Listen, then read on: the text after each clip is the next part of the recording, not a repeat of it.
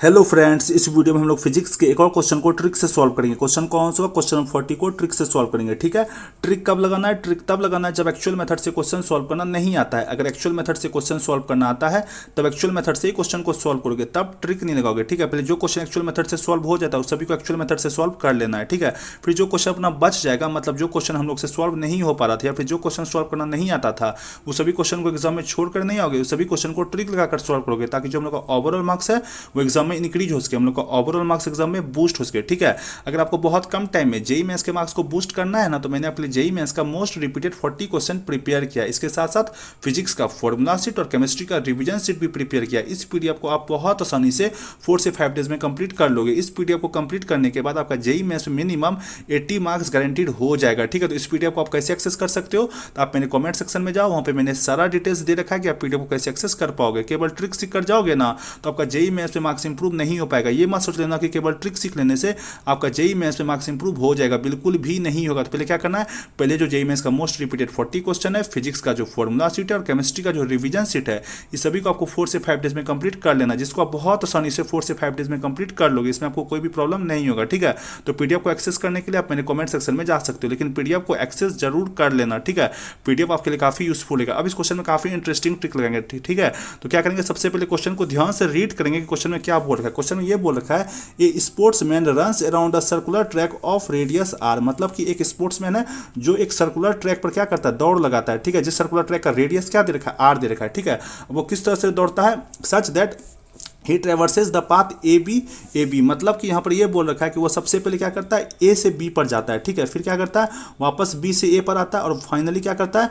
फिर वापस क्या कहते हैं? ए से बी पर जाता है। मतलब वो क्या कहते हैं? ही traverses the path A B. मतलब वो सबसे पहले ए से बी पे गया, फिर बी से ए पे आया, फिर वापस ए से बी पर गया। ठीक है, अब यहाँ पर क्वेश्चन में क्या पूछ रहा है? क्वेश्चन में ये पूछ रहा है कि बताओ कि उस स्पोर्ट्समैन ने क्या कहते हैं कितना डिस्टेंस ट्रेवल किया और क्या कहते हैं कितना डिस्प्लेसमेंट हुआ, ये हम लोग को यहाँ पर बताना है। मतलब कितना डिस्टेंस ट्रेवल्ड हुआ और डिस्प्लेसमेंट कितना हुआ, ये हम लोग को यहाँ पर बताना है। ठीक है, तो अगर तुम यहाँ पर ध्यान से ऑब्जर्व करो तो वो क्या कहते हैं, तुमको एक बेसिक कॉन्सेप्ट यहाँ पे पता है कि कोई भी सर्कुलर ट्रैक होता है या फिर कोई भी सर्कल होता है, उसका जो सरकमफ्रेंस होता है, क्या कहते हैं कि कोई भी सर्कल का जो सरकमफ्रेंस होता है वो क्या होता है?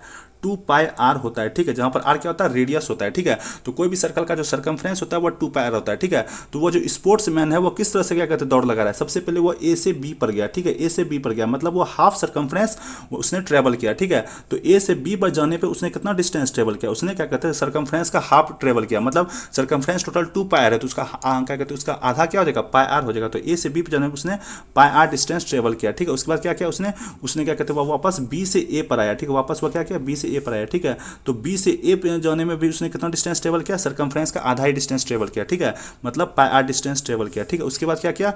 उसके बाद वो वापस क्या कहते हैं ए से बी पर गया। वापस वो क्या किया? ए से बी पर गया। ठीक है, तो ए से बी पे वापस जाने में भी उसने क्या किया? सरकमफ्रेंस का आधा डिस्टेंस ट्रेवल किया, मतलब पाई आर डिस्टेंस ट्रेवल किया। ठीक है, तो टोटल डिस्टेंस उसने कितना ट्रेवल किया? ए से बी में जाने पर डिस्टेंस उसने ट्रेवल किया पाई आर। उसके बाद क्या कहते हैं? वापस क्या कहते हैं? बी से ए पे जाने पर उसने डिस्टेंस ट्रेवल किया पाई आर। फिर क्या कहते हैं? फर्दर क्या कहते हैं? ए से बी पे जाने पर उसने डिस्टेंस ट्रेवल किया पाई आर। जब तुम इस तीनों को ऐड करोगे यहाँ पर अपना आ रहा है 3 पाई आर। ठीक है, तो 3 पाई आर। तो तुम अगर ध्यान से चारों ऑप्शन को ध्यान से ऑब्जर्व करो तो ऑप्शन नंबर 2 में डिस्टेंस दे रखा है 3 पाई आर और ऑप्शन नंबर 4 में डिस्टेंस दे रखा है 3 पाई आर। ठीक है, तो उस बेसिस पर हम लोग क्या कर सकते हैं? ऑप्शन नंबर 1 को एलिमिनेट कर सकते हैं और ऑप्शन नंबर 3 को भी एलिमिनेट कर सकते हैं। ठीक है, तो हम लोग को डिस्टेंस तो पता चल गया 3 पाई आर। अब हम लोग को क्या कहते हैं? यहाँ पर क्वेश्चन में डिस्प्लेसमेंट भी पूछ रहा है। ठीक है, क्वेश्चन हम लोग से डिस्प्लेसमेंट भी पूछ रहा है। तो तुमको पता है डिस्प्लेसमेंट क्या होता है? 2 पॉइंट के बीच का शॉर्टेस्ट डिस्टेंस होता है। मतलब वो ए से बी पे गया, बी से ए पर गया, क्या कहते हैं? फिर ए से बी पर गया, तो इस दोनों क्या कहते हैं? पॉइंट ए और पॉइंट बी का जो शॉर्टेस्ट डिस्टेंस होगा वही डिस्प्लेसमेंट होगा। ठीक है, तो शॉर्टेस्ट डिस्टेंस क्या होगा? ए और बी के बीच का शॉर्टेस्ट डिस्टेंस क्या होगा? ये डायमीटर होगा। ये जो सर्कुलर ट्रैक है उसका डायमीटर क्या होगा? शॉर्टेस्ट डिस्टेंस होगा। ठीक है, तो डायमीटर कितना दे रखा है? डायमीटर दे रखा है क्या कहते हैं? देखो रेडियस हम लोग को आर देखा, तो डायमीटर क्या हो जाएगा? 2 आर हो जाएगा। तो यहाँ पे बोल सकते हैं जो ए बी होगा, ए बी ही अपना क्या होगा? ए बी ही अपना डिस्प्लेसमेंट होगा। ठीक है, तो ए बी क्या हो जाएगा? क्या कहते हैं? रेडियस का ट्वाइस हो जाएगा, मतलब 2 आर हो जाएगा। ठीक है, तो डिस्प्लेसमेंट यहाँ पर क्या हो जाएगा? 2 आर हो जाएगा। तो केवल ऑप्शन नंबर 4 में अपना डिस्प्लेसमेंट क्या दे रखा है? 2 आर दे रखा है। तो क्या करेंगे उस बेसिस पर? हम लोग ऑप्शन नंबर 2 को भी एलिमिनेट कर देंगे। तो केवल एक ऑप्शन बचता है ऑप्शन नंबर 4, उसी को तुम यहाँ पर क्या करोगे? गेस करोगे। ठीक है, अगर तुम यहाँ पर आंसर चेक करो तो आंसर हम लोग को क्या देखा? ऑप्शन नंबर 4 ही देखा है। ठीक है, तो इस तरीका से क्या करना है? क्वेश्चन को सॉल्व करना है। ठीक है, अगर आपको वीडियो पसंद आया तो प्लीज वीडियो को लाइक कीजिए, चैनल को सब्सक्राइब कीजिए। Thank you.